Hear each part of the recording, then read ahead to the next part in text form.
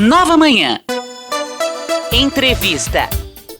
Bom, já falamos aqui na programação do Nova Manhã que o governo de Israel aprovou um cessar-fogo de pelo menos 2 meses com o grupo libanês Hezbollah. Cessar-fogo mediado pelo governo dos Estados Unidos. E a gente conversa agora com o Vladimir Feijó, professor de Relações Internacionais da Faculdade Arnaldo Jansen. Professor, bom dia. Obrigado por mais uma vez atender aqui o jornalismo da Nova Brasil. Bem-vindo. Bom dia, Alberto. É uma satisfação. Obrigado pelo convite. Bom, quando a gente fala em cessar-fogo, tem um alívio, né? Porque as imagens são realmente terríveis quando a gente acompanha bombardeios, seja lá no Líbano, seja na faixa de Gaza, seja em Israel, e a gente não quer efetivamente que isso prossiga. Mas por que é que agora se chegou a um acordo aí com o Hezbollah por 2 meses? O que é que isso pode garantir na possibilidade de uma paz duradoura, professor?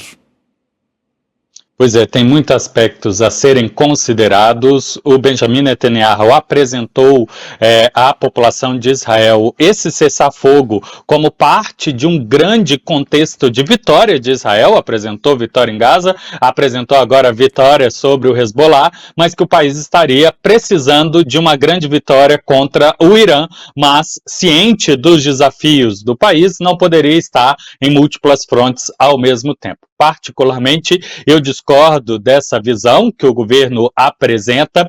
O Hezbollah tem demonstrado capacidade tecnológica de atacar Israel, e esse cessar-fogo que se comprometeu a um acordo do início dos anos 2000 de recuar para trás do rio Litani, para que o exército do Líbano passe a promover a defesa dessa fronteira sul, mediante fiscalização não só da UNIFIL, que é a missão de paz da ONU, mas agora também intermediada e fiscalizada por Estados Unidos e França, não significa, do lado do Hezbollah, uma impossibilidade de seguir lançando ataques a Israel. Veja bem, Roberto, o fato é que à época que esse acordo tinha sido firmado, lá na década anterior, o Hezbollah só tinha tecnologia das chamadas Katyuskas, os mísseis lançados de terra, de curto alcance, mas agora ele demonstrou que desenvolveu ou obteve ajuda externa armas de longo alcance, tendo chegado não só a Tel Aviv, mas bem próximo a Gaza. Então, de alguma forma, essa questão de intimidação de Israel, o Netanyahu mente, porque ele não conseguiu eliminar essa capacidade do mas como ele é um grupo, sim, de resistência, mas também um partido político, ele tem que dar uma satisfação também para a sua população. E nesse aspecto, é a minha leitura, o motivo de ter chegado ao acordo agora, tanto a população de Israel quanto a população do Líbano estão acionando os seus políticos para esse cessar-fogo e poderem minimamente ter uma ação de segurança. Mais de 4 mil mortos já no Líbano e em Israel, as primeiras vítimas nas 2 últimas semanas, que não são militares, também aumentaram a pressão. E diante, talvez, a necessidade de repor o estoque dos mísseis de defesa antiaérea, Israel urgentemente precisava dessa pausa.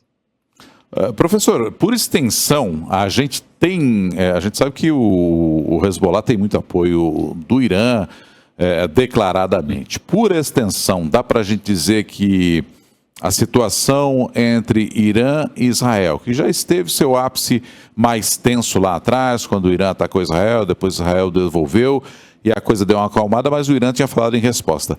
Por extensão, dá para dizer que os ânimos, as tensões entre os 2 países também se acalmam, ou uma coisa não tem nada a ver com a outra, professor? Bem, em tese deveria ter, porque o Irã entrou dentro desse sistema de defesa dos seus grupos de apoio, né, do eixo de resistência, depois que sofreu ataques de Israel. A leitura do Irã é essa. Portanto, se deu o direito de responder a um ataque que sofreu dentro do seu território e o que Israel considera um contra-ataque.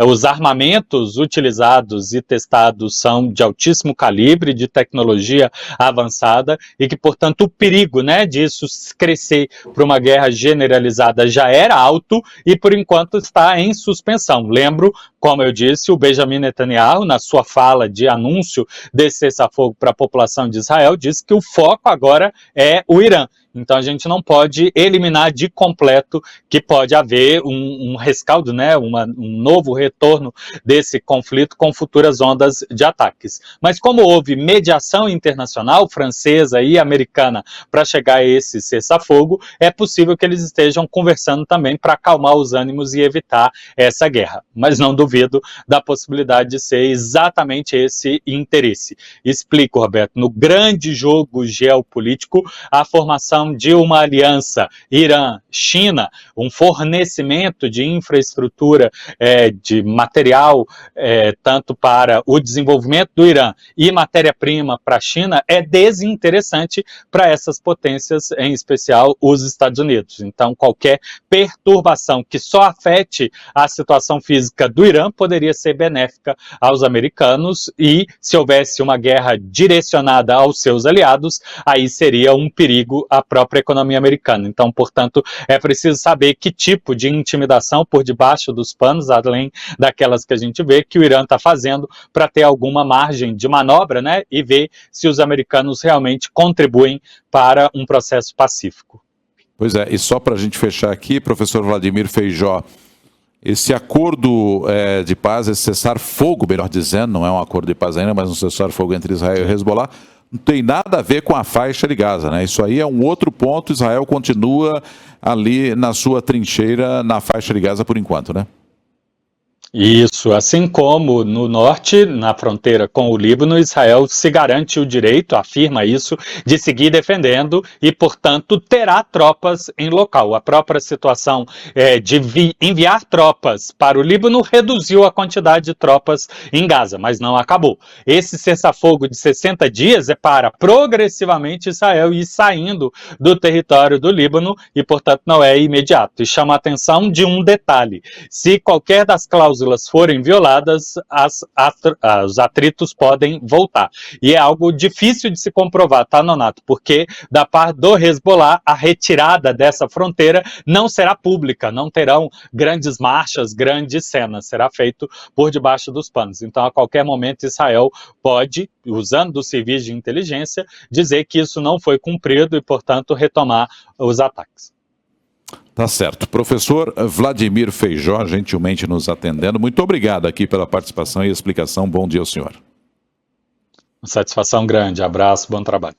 Valeu. Professor de Relações Internacionais da Faculdade Arnaldo Jansen, explicando para a gente aqui esse acordo fechado entre Israel e Hezbollah por um cessar-fogo ainda que temporário. 6h50.